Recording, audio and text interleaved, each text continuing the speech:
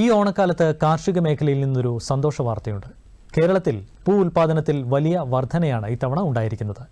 പൂകൃഷി വ്യാപകമായപ്പോൾ ആസൂത്രണത്തിന്റെ പോരായ്മ പരിഹരിക്കാൻ കൃഷി വകുപ്പും ഈ വർഷം മുതൽ രംഗത്തിറങ്ങുകയാണ്. കാണാം ആലപ്പുഴയിൽ നിന്നുള്ള റിപ്പോർട്ട്. പൂക്കൾക്ക് മലയാളികളുടെ നിത്യജീവിതത്തിൽ വലിയ സ്ഥാനമാണുള്ളത്. പക്ഷേ പച്ചക്കറി കൃഷിയോട് കാണിക്കുന്ന താല്പര്യം പൂകൃഷിയിൽ കാണാറില്ല.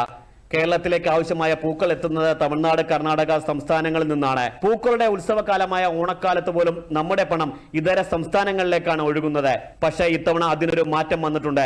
കർഷകരും കുടുംബശ്രീക്കാരും സന്നദ്ധ സംഘടനകളും തൊഴിലുറപ്പ് പദ്ധതിക്കാരും പൂകൃഷിയിൽ ശ്രദ്ധിച്ചു. വീടുകളിലും സ്കൂളുകളിലും സ്ഥാപനങ്ങളിലും അത്തമിടാൻ പൂന്തോട്ടം ഒരുങ്ങി. മറ്റൊരു കാലത്തും കാണാത്ത ഉണർവാണ് പൂകൃഷിയിൽ ഉണ്ടായത്. വിപണനം ഒരു പ്രശ്നം തന്നെയാണ്. ഓണക്കാലത്തെ പച്ചക്കറി സംഭരണം പോലെ നാടൻ പൂസംഭരണമില്ല.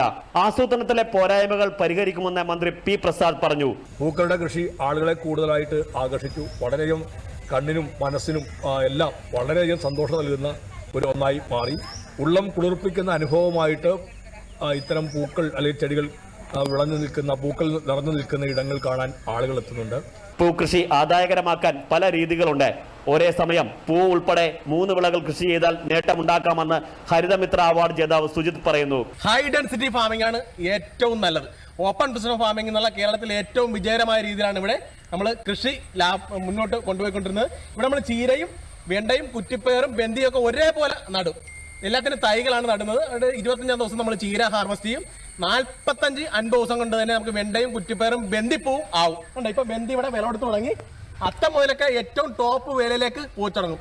പച്ചക്കറി തോട്ടത്തിൽ പച്ചക്കറികൾക്കൊപ്പം കർഷകർ പൂച്ചെടികൾ നടുന്നത് ജൈവ കീട നിയന്ത്രണ മാർഗം കൂടിയാണ്. വിശാലമായ പൂന്തോട്ടമൊരുക്കി പ്രവേശന പാസ് വെച്ചുള്ള പ്രദർശന രീതിയും നേട്ടം നൽകും. രവി മാരാരി, ദൂരദർശൻ ന്യൂസ്, ആലപ്പുഴ.